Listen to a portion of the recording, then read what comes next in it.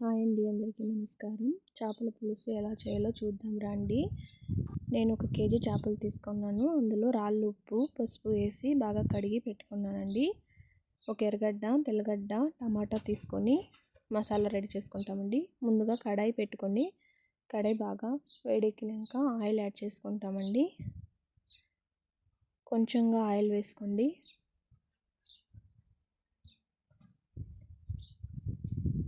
ఇందులో ఎర్రగడ్డలు,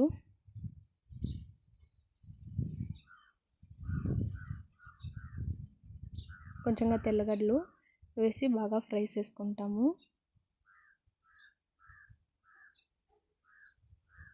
ఇది బాగా ఫ్రై అవుతూ ఉందండి. బాగా ఫ్రై అయ్యింది. ఇప్పుడు ఇందులో టమాటా యాడ్ చేసుకుంటాము. నేను పెద్ద సైజు టమాటా ఒకటి తీసుకున్నానండి. ఇప్పుడు దీన్ని బాగా ఫ్రై చేసుకుంటాము. ఇప్పుడు బాగా ఫ్రై అయ్యిందండి. దీన్ని ఆరబెట్టుకొని మనం మిక్సీ పట్టుకుంటామండి. ఒక మిక్సీ జార్ తీసుకొని అందులో మనం ఫ్రై చేసి పెట్టుకున్న ఎర్రగడ్డ, తెల్లగడ్డ, టమాటా వేసుకోవాలా.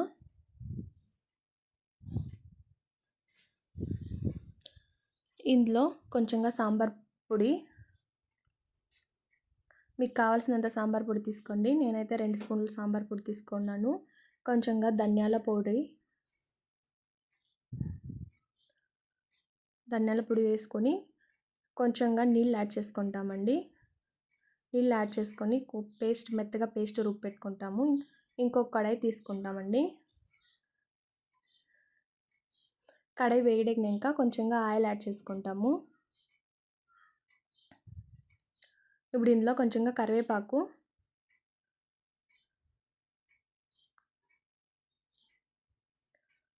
ఒక ఎర్రగడ్డ, కొంచెంగా వెల్లుల్లి రెప్పలండి. ఒక 2-3 వెల్లుల్లి రెప్పలు వేస్తే చాలు. ఇప్పుడు దీన్ని బాగా ఫ్రై చేసుకుంటాము. బాగా ఫ్రై అయ్యిందండి.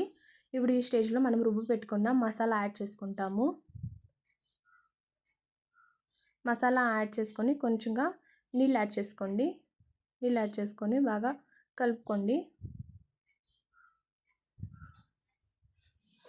ఇప్పుడు మసాలా బాగా వేడెక్కిందండి. ఇప్పుడు చింతపులుసు యాడ్ చేసుకుంటాము. మీకు కావలసినంత చింతపులుసు యాడ్ చేసుకోండి. ఇందులోనే కొంచెంగా పసుపు, కొంచెంగా ఉప్పు వేసుకొని బాగా మిక్స్ చేసుకోండి. ఇప్పుడు పులుసు బాగా కాగుతూ ఉందండి.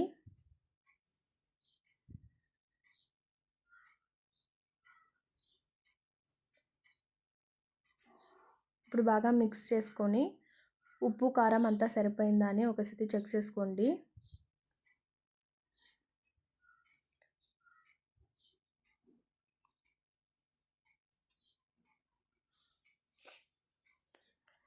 ఇప్పుడు ఉప్పు, కారం అంతా సరిపోయిందండి. ఇప్పుడు ఇందులో చేపల ముక్కలు యాడ్ చేసుకుంటాము. ఇది మా ఊరి విలేజ్ స్టైలు చేపల పులుసు చూపిస్తా ఉన్నానండి నేను.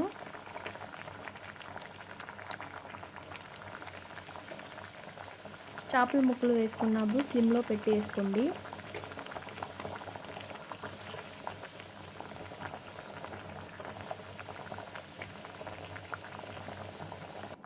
చేపల ముక్కలంతా వేసుకుంది అయిపోయింది. ఒక 5 నిమిషాలు లేక 10 నిమిషాలు స్లిమ్లో పెట్టి ఉడికించుకుంటే చేపల ముక్కలు బాగా ఉడికిపోతుందండి. ఇప్పుడు కొంచెం కొత్తిమీర యాడ్ చేసుకుంటాము.